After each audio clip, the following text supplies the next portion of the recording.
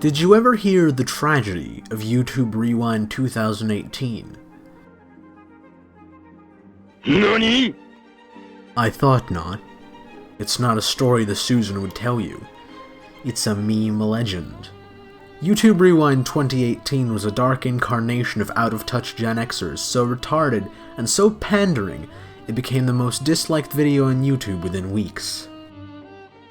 YouTube, a place for creativity, originality, and for the prosperity of creators. Or at least it was. I don't need to give any of the background. Everyone within the walls of YouTube knows the utter failure of last year's YouTube Rewind. The sound bites that still reverberate throughout the memescape to this day a testament to its idiocy. Oh, that's hot. That's hot. It was the subject of universal ridicule for months, and we even got some statements of remorse from YouTube CEO Susan. Let's just stick with Susan. Everyone hoped that they'd learn from this utter failure and be better in 2019, but to be honest, I think that when it came to YouTube, we had learned by that point to hope into one hand and shit into the other to see which one fills up first. Well, surely enough, YouTube Rewind 2018 is out, and it's an utter shit show. Now then, let's begin.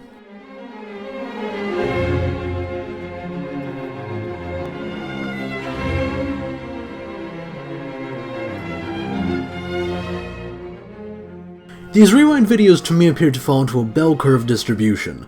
There were the well-done Rewind videos, which I'd say peaked in 2013, which were actual rewinds. Then there were the so bad that they're good rewinds between 2016 and 2018, peaking in 2018. And then there's this year's Rewind, which somehow failed to fall on either end of the spectrum. This seems to be the general mood regarding YouTube Rewind 2019. As I am recording this, the top comment is, "This was boring and not creative at all, but at least it wasn't cringy," which is pretty much accurate.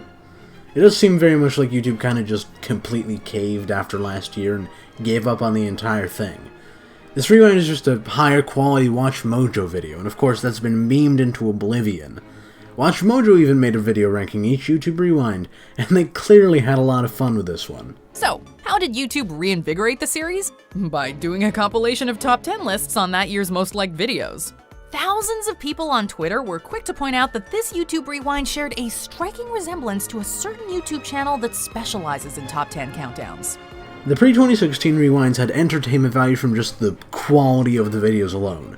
The 2018 Rewind held entertainment value in that it was so utterly terrible, in so many ways, that we can meme it into the ground and derive entertainment from that.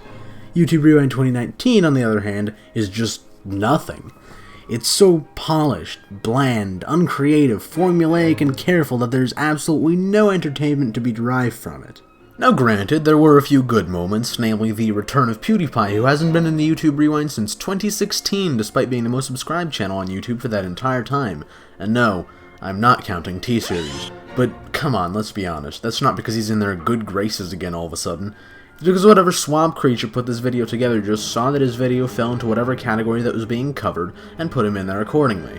Honestly, and I know I'm not the first to say this, but it's kind of brilliant in a way. Because of how they put him in the video, they managed to both appeal to the YouTube audience, but also appeal to the corporations. When they pulled their ads, they could just say that, hey, we are doing an objective list, not an endorsement. Wait, hold up a second. Did that say dance videos? In a video that is ostensibly supposed to be about YouTube and YouTubers, they put a list of professionally choreographed dance videos. What's next? The top 5 mainstream news clips? Most liked to these videos didn't even break 1 million. Alright, give me a second here. Okay, who the fuck greenlit this? Johnson, my office, 4 o'clock. Where were we? Oh right, YouTube Rewind. Yeah, so near the end, they seem to have run out of ideas because they then highlighted the first Thai, Middle Eastern, German, European sports, and Turkish channels to hit 10 million subscribers. Then the most watched female artist in France, then the first Indonesian creator to hit 20 million subscribers, some other assorted random stuff, and the shit-stained cherry on top, T-Series being the first channel to hit 100 million subscribers, which no, YouTube Music was the first channel to hit 100 million subscribers, but no one counts that, as that isn't really a creator. And seeing as T-Series is basically the Indian version of YouTube Music, I find it entirely unfair that they should get this spotlight rather than the real first channel to hit 100 million, that being PewDiePie. Oh, also, they didn't do an Etika tribute. I'm by far not the first to point this out, and I didn't really know who Etika was until his sudden death. Hell, I still don't really know who he is, but what I do know is that he was a popular streamer who ended up in a mental downward spiral that ultimately resulted in his suicide. YouTube apparently shows no interest in this, and is far more interested in promoting marketable, safe creators. You'd think that they have all their bases covered when it comes to this. After all, they highlighted the top creators. That must mean that they represent quintessentially YouTube, but no, they don't. Just consider this. Of the top 100 channels, only 9 channels are actual creators. The rest are music, toy reviews, nursery rhymes, mainstream stuff, and other assorted soulless quote-unquote content. Like, okay, who the fuck is this person? Or this maniac? Or this guy? How about this girl? I have no clue who any of these people are. Maybe that's just my ignorance, but I come to YouTube to watch well-made content by people who put effort into said content and have a personality beyond being loud and obnoxious. Pardon me for being so old-fashioned. Now I'm just going to go over some of the miscellaneous stuff. First off, there isn't a single YouTuber in the list of music videos, just professional singers and songwriters. It's all well and good that those are the most liked music videos on YouTube, but what the hell do those have to do with actual YouTubers? As for beauty videos, I really need someone to explain those to me and why anyone whatsoever cares about drama between people who create makeup. With this video, they appear to have thought that they could go back to 2010 and that we'd just be fine with that. Last year they put in too much effort, this year they put in none, and I doubt that there will be another, but if there is, I expect it to be just as bad or worse. YouTube, despite all their efforts, has yet again proven its failure to connect with its users. The only way I see YouTube Rewind regaining its glory at this point is if the creators were given control. But didn't they try that last year, you say? No, they didn't. They pretended that they did. We know based on the many creators in the video that later on bashed it that it wasn't their ideas being put in. If the creators, and I mean actual creators, were put in charge, it would be much better. Choose a set of creators and have YouTube work as a guiding hand, making sure that there's nothing too ridiculous and that it doesn't devolve into a total shit show. As they admitted themselves, we're better at this than they are, so practice what you preach.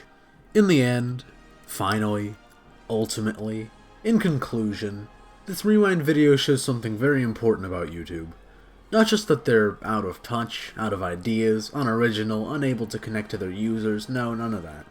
What this video shows above all is that numbers are all YouTube cares about.